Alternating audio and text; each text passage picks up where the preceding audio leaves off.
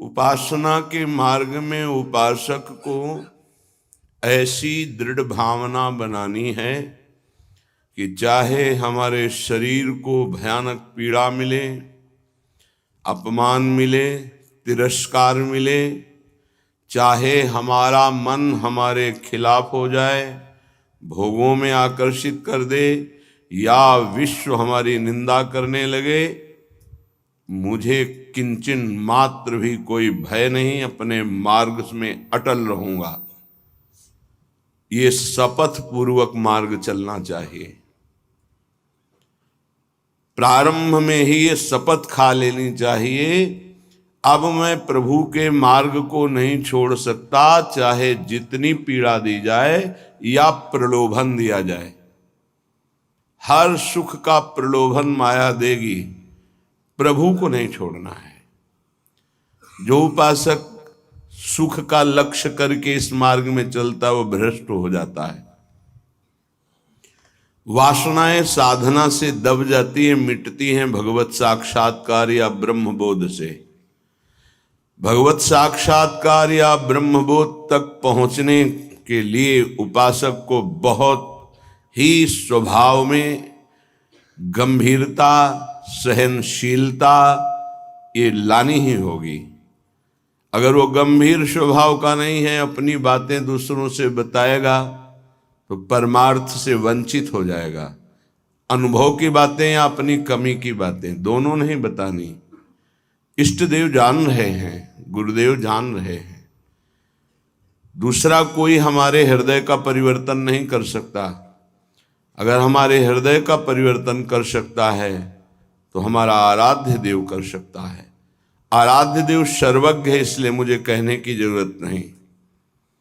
जो अनुभव हो रहा है उसे गुप्त रखो, क्योंकि वही अनुभव परमात्मा साक्षात्कार की मंजिल दृढ़ कर देगा। अगर अनुभव बताने लगे तो खाली हो जाओगे, परमार्थ में चलने की योग्यता खो दोगे। इस बात को धैर्यपूर्वक समझिए। चाहे जितना कष्ट हमें मिले, शारीरिक या मानसिक, हम प्रभु के मार्ग को अब छोड़ने वाले नहीं। ये शपथ खानी चाहिए। हम प्रभु के मार्ग में जैसे हैं वैसे ही चलेंगे। जितना सुधार प्रभु कराते जा रहे हैं उतना होता जा रहा है। हम प्रभु के मार्ग को नहीं छोड़ेंगे, चाहे जैसी परिस्थिति आ जाए। हम गिर सकते हैं, फिसल सकते हैं, लड़खड़ा सकते हैं, पर ना तो रुक सकते हैं और ना लौट सकते हैं। ये शपथ खानी चाहिए। अगर ये निष्ठा नहीं है तो फिर बहुत बड़ा भयावह दृश्य उपस्थित करेगी माया, भीतर और बाहर से। समय आएगा आप लड़खड़ा जाएंगे। आपको प्रलोभन ऐसा मिलेगा कि आप इसे छोड़ करके माया में रमण करें। प्रलोभन में बहुत मिठास नजर आती, पर होता बहुत जहर है। सकामता उत्पन्न होते ही जो जलन होती है वो सकामी पुरुष नहीं जानते, वो भगवत मार्ग के पथिक जानते हैं कि कामना कितना बड़ा जहर है और कैसे जलाती है रात दिन। इसलिए उपासक को निष्कामता पर ही अपनी स्थिति स्थापित करनी चाहिए। सकामता को तत्काल काटना चाहिए। अगर सकामता रही तो 20 वर्ष साधन करने के बाद भी वो भ्रष्ट हो जाएगा। इस शब्द को बहुत सूक्ष्मता से अनुभवपूर्वक बोल रहे हैं। छोटी सी दबी हुई वासना 20 वर्ष साधन करने के बाद भी वो अपना प्रबल रूप धारण कर लेगी और साधक को गिरा देगी। ढूंढ ढूंढ कर अंदर की वासनाओं को नाम जप के द्वारा भस्म किया जाता है। भजन के बल से उनका हृदय से पूर्ण अनादर करना होता है। अनादर ही उनका नाश है, आदर करना ही अपना नाश है। बस ये ध्यान रखना है। सकामता ही हमारा पतन है, निष्कामता ही हमारी स्थिति है। धैर्यपूर्वक सहन करना ही यात्रा है। सहन न कर पाना, टूट गए या प्रलोभन में आ गए तो इस मार्ग से गिर जाएंगे। देखो श्रीपाद प्रबोधानंद जी महाराज कैसी निष्ठा का वर्णन करते हैं, धाम की निष्ठा। कह रहे हैं कि छिद्देत खडशः इदम यदि मे शरीरम घोरा विपद विततयो यदि वा पतन्ति हाहंत न तथापि भूयात् वृंदावनादितर तुच्छ पदे पिपाशा। बहुत उच्च कोटि की वृंदावन की निष्ठा है श्रीपाद प्रबोधानंद जी की। बलिहारी है इन महापुरुषों की कि इन्हीं के वचनों की जूठन पाकर अपने हृदय में कुछ निष्ठा आती है। नहीं तो ये शरीर राग हमें धाम निष्ठ, गुरु निष्ठ, नाम निष्ठ, भगवत निष्ठ ये नहीं होने देता। इस शरीर संबंध ही भगवत संबंध दृढ़ नहीं होने देता। अनंत जन्मों से हम भटक रहे हैं इन्हीं शरीरों के संबंध में। ये पत्नी, ये पुत्र, ये पिता, ये माता, ये रिश्ते, ये नाते, ये सामग्री, ये भोग, ये बैंक बैलेंस, इसी का आश्रय लेकर हम भगवान से विमुख हो चुके हैं। कैसी अद्भुत निष्ठा। छिद्देत खडसा इदम यदि में शरीरम घोरा विपद विततयो यदि वा पतंती। यदि मेरे शरीर को पीड़ा पहुंचाई जाए वृंदावन में, अस्त्र शस्त्रों के द्वारा छेदन भेदन किया जाए, तो भी मैं कभी वृंदावन को नहीं छोड़ सकता। ये बात समझनी चाहिए। बहुत बड़ी उपलब्धि है, बहुत बड़ा सौभाग्य है यदि आपको यहां एक दिन भी वास करने को मिल जाए।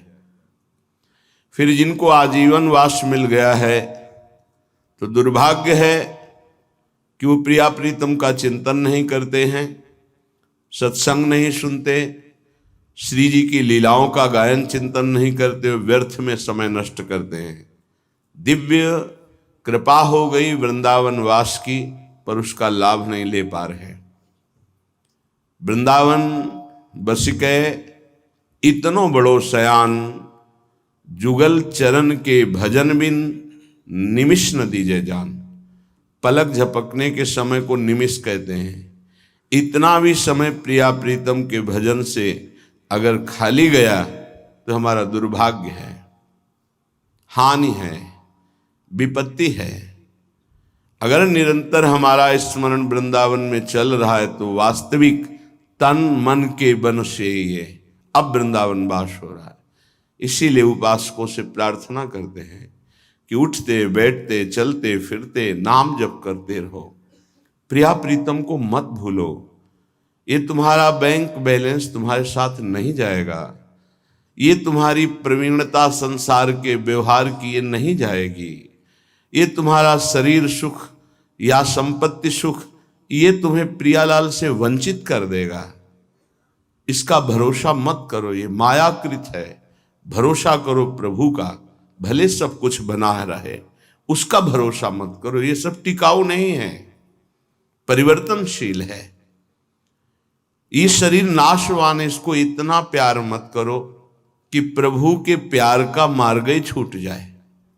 कैसा मंद बुद्धि हो जाती है उपासक की, कैसा विचार हो जाता है कि वो शरीर पोषण के लिए, इंद्रिय भोगों के लिए प्रभु को छोड़ देता है, धाम को छोड़ देता है। ऐसा है, वो धाम को छोड़ देता है, प्रभु को छोड़। एक विषय, एक इंद्रिय मन के साथ मिलकर ऐसी ठगाई की कि प्रभु से विमुख कर दिया, धाम से विमुख कर दिया, गुरु से विमुख कर दिया। तभी कहा शपथ पूर्वक इस मार्ग में चलना चाहिए। हम तो आए नहीं, हमें लाया गया है। यदि लाया गया है तो अब समझ में आया कि मेरे ऊपर कृपा हुई तो मैं शपथ खाता हूं कि अपने प्राण त्याग सकता हूं, लेकिन अपना मार्ग नहीं, पक्का। पर आजकल शपथ भी ऐसे ही खा ली जाती है, उसकी सत्यता, उसका निर्वाह करना बहुत कठिन हो जाता है।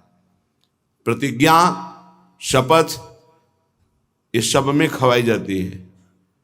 अगर किसी भी डिपार्टमेंट में है तो उसको शपथ खवाई जाती है।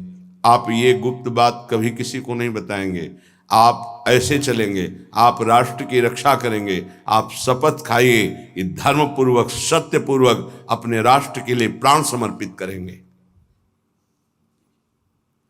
आप तो परमार्थ के प्रतीक हैं, अनंत ब्रह्मांडों के स्वामी के चरणारविंद के समीप परम पद प्राप्त करना है, तो आपको तो शपथ खानी ही होगी। क्यों?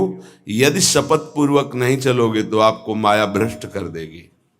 शपथ पूर्वक चलने पर है कि गिरूंगा, लड़खड़ा जाऊंगा, लेकिन पैर से नहीं चल पाऊंगा, तो घसील के चलूंगा, लेकिन चलूंगा प्रभु की तरफ ही।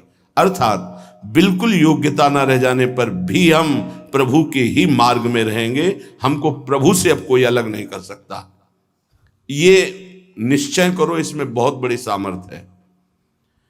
यदि हम परमार्थ को स्वीकार किया है, चाहे गृहस्थ में हो चाहे विरक्त में हो, अब चाहे हमारे शरीर को काट दिया जाए तो भी अंतिम समय हम राधा ही बोलेंगे।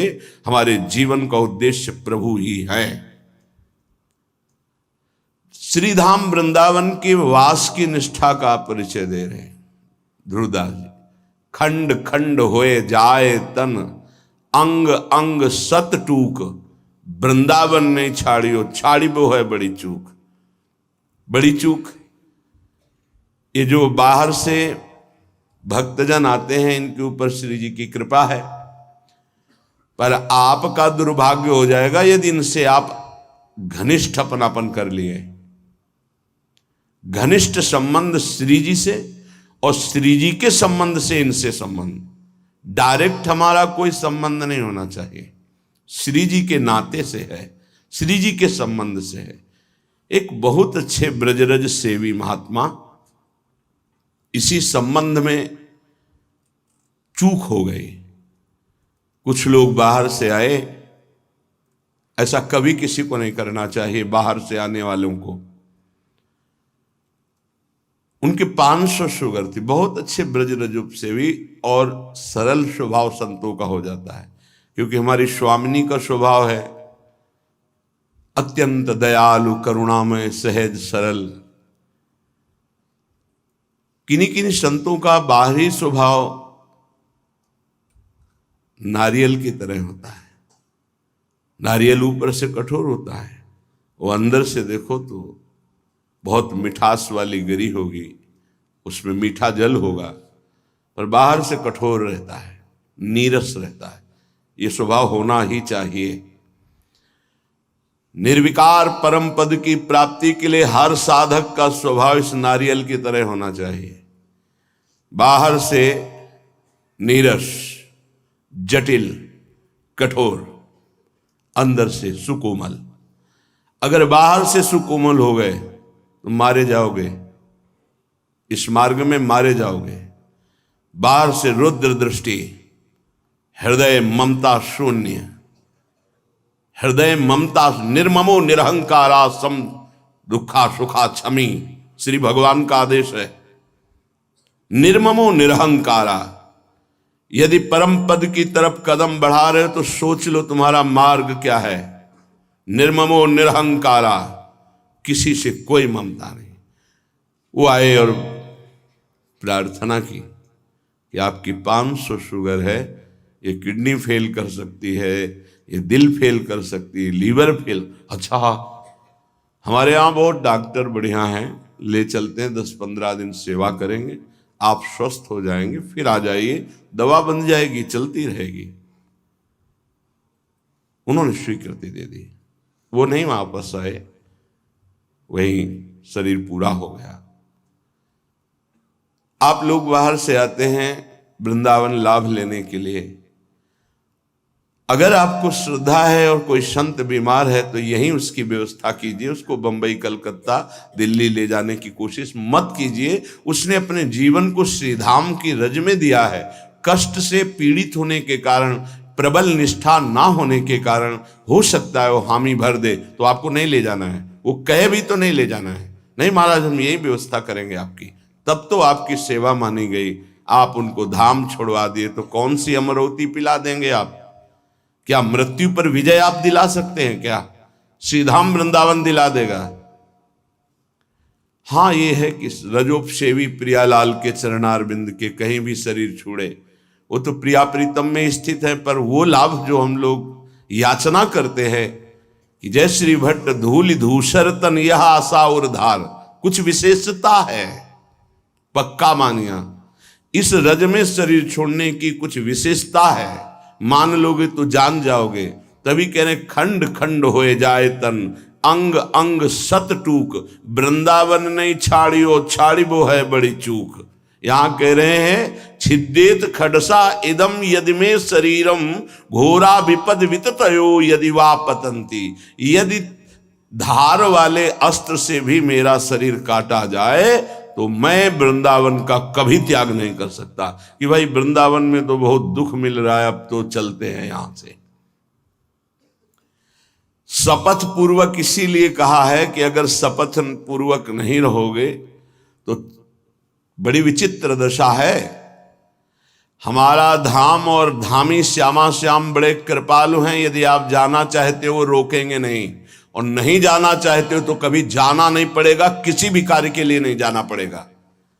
ये अपने अनुभव की बात कह रहा हूं, किसी भी कार्य के लिए नहीं जाना। और आपने निश्चय किया है कि बाहर जाकर ही हमारा काम चलेगा, तो पक्का बिना बाहर जाए आपका काम ही नहीं चल सकता।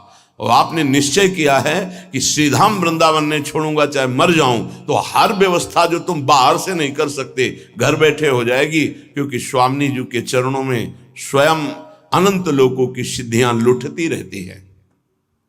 विश्वास, धैर्य, सहनशीलता ये चाहिए इस मार्ग में। अगर सहनशील नहीं हो, विश्वास नहीं है, तो फिर आप टूट जाओगे, कितना कष्ट सहूं। आपको विश्वास दिलाते हैं इस स्थान का विशेष प्रभाव है धाम का, कि यहां विशेष कष्ट प्रभावित नहीं कर पाता। कलह कलेश न व्यापह ईठा इठौर विश्व ते न्यारी। यहां कष्ट भी आएगा तो बहुत सीमित रूप रख कर आएगा, वही बाहर जब आपके ऊपर प्रभाव डालेगा तो बड़ा भारी दुख होगा। प्रारब्ध भी आएगा तो शासित होकर आएगा प्रियाजू से, वो स्वतंत्र रूप से आक्रमण नहीं कर पाएगा, बाहर स्वतंत्र रूप से आक्रमण कर देगा। यदि घोर घोर विपत्तियां आकर हमको घेर ले तो भी हम वृंदावन नहीं छोड़ेंगे। ये शपथ पूर्वक रहना चाहिए। घोर विपद विततयो यदि वा पतंती, घोर विपत्ति आ जाए तो भी मैं अपनी निष्ठा से नहीं गिरूंगा, काट डाला जाऊं तो भी, घोर विपत्तियां दुख आ जाए तो भी मैं श्रीधाम वृंदावन को नहीं छोड़ने वाला। हा हंत हंत न तथापि भूयाद वृंदावनादितर तुच्छ पदे पिपाशा। हाय हाय, श्रीपाद कह रहे हाय हाय, जो वृंदावन का वास मिला और उसे छोड़ करके किसी भी लाभ के लिए बाहर जाते हैं तो हाय हाय। हरिराम व्यास जी ने एक पद में लिखा है, इतनी बड़ी कृपा हो गई और इसके बाद भी तुम वृंदावन का आश्रय वास का प्रभाव न जानने के कारण अन्य आश्रय लेते हो, अन्य सहारा लेते हो और यहां छोड़कर जाते हो, तो मानो अपने सर पर पादुका चला रहे हो। अच्छा, स्वयं पतित पत्रकाण्यमृतवत् सुधा भक्षयन् तृषाह मिहिर नंदिनी शुचि पयोंजलि भी पिबन कदा मधुर राधिका रमण रास केली स्थली बिलोक्य रसमग्न धीर दिवसामि वृंदावनम। ये प्रायः तैयारी की जाती है ध्यान रखना। जैसे किसी को आर्मी में जाना है तो दौड़ भाग ये सब, पहलवानी करना है तो दंड बैठक खान पान और युद्ध की कलाएं, कुश्ती की कलाएं सीखता है। ऐसे ही हम भगवत मार्ग में चल रहे हैं तो हमें पुष्ट भी होना है और युक्तियां भी सीखनी कि शत्रु को कैसे पराजित करना है, क्योंकि हमारे शत्रु अंतर में बैठे हुए हैं। हमारा एक भी शत्रु बाहर नहीं होना चाहिए। किसी से राग द्वेष नहीं, अंदर की वृत्ति से हमारी दुश्मनी है जो भगवत विमुख करने वाली है, उसको पछाड़ना है। तो कह रहे स्वयं पतित पत्रकाण्यमृत वत क्षुधा भक्षयन। अगर वृंदावन में हमें भोजन नहीं मिला तो हम सूखे पत्ते खा करके यहां अमृत के समान भोजन का भाव रख करके प्राण त्याग देंगे, लेकिन धाम नहीं छोड़ेंगे। सूखे पत्ते खा के कि मानो मैं अमृत पा रहा हूं, ऐसी भावना से, पर हम वृंदावन नहीं छोड़ सकते हैं। ये अपने लोगों ने अभ्यास किया, जानबूझ के अभ्यास किया है। ऐसी वृत्ति धारण की गई कि अगर हमको भोजन न मिले तो कई दिन तक हम भूखे रह सकते हैं, और हमारे भजन में विक्षेप नहीं पड़ना चाहिए, और उसका अभ्यास पूरे जीवन चलाया गया। जब तक हम साधन पक्ष में हैं तब तक अभ्यास पूरा दृढ़ कर लेना चाहिए कि अगर हमें 4-5 दिन भोजन ना मिले तो हम भजन में विक्षेप न पड़े, ऐसा अभ्यास कर लें। हम एकांत में बैठकर भजन करें, हम समाज में बैठकर भजन करें, हम बाजार में खड़े होकर भजन करें, हम यमुना के किनारे भजन, हमारा भजन का अभ्यास कहीं भी हमें बाधा ना पहुंचा पावे, ऐसा होना चाहिए। हमारी निष्ठा कितनी है, जरा विचार करके देखो कितनी है। तृषा मिहिर नंदिनी सुच पयोंजलि भी पिवन। अगर प्यास लगेगी तो उसे जल से बुझा देंगे। गंगा जल में बड़ी सामर्थ्य रही है। अब आगे अब का तो हमें पता नहीं, लगभग 25-26 वर्ष हो गए वृंदावन की निष्ठा का जो स्वरूप गुरुदेव और रजरानी की कृपा से आया, पालन हो रहा है। आगे श्री जी जाने। गंगा जल के पान करते ही, जैसे माँ का दुग्ध पान करते ही बालक को भोजन की आवश्यकता नहीं होती, छोटे बालक को, ऐसे ही गंगा जी दुलार करती थी। गंगा जी में कभी हमें नदी भाव नहीं आया, कभी जल भाव नहीं आया, बस यही लगता था माँ और माँ का अमृत। अंधेरे पे जाके जब गले से खड़े हो जाते तो कभी कभी मन कहता मगरमच्छ ना आ जाए, तो कहते उसके ऊपर हमारी माँ भी विराजमान होंगी। मगरमच्छ सवारी है गंगा मैया की, तू चिंता क्यों करता है? जब गंगा जी है तो तेरे को क्या चिंता? खड़े हुए मंत्र जप कर रहे। निष्ठाएं ऐसे थोड़ी परिपक्व होती है। हर सुविधा प्राप्त हो गई, कभी अपने को कसने की कोशिश नहीं कर रहे तो मन तुमको कस रहा है। आज ये मिल जाता तो अच्छा, तो कभी एकांत में रो करके बोले कि आज श्री जी मिल जाती तो अच्छा, जीवन की यात्रा पूर्ण हो जाती। का आज कहीं श्याम सुंदर मिल जाते, कहीं लाडली लाल मिल जाते, कभी ऐसी आकांक्षा। बड़ा दुख होता है हृदय में कि साधक आकांक्षा विषयों की करता है, वस्तुओं की करता है, वो प्रियालाल की क्यों नहीं करता है? क्या प्रियालाल को तुमने अपना नहीं माना है? क्या जगत के भोग तुम्हारी सुख सामग्री हैं? कैसे तुम साधक हो? कैसे तुम भगवत मार्ग के पथिक हो?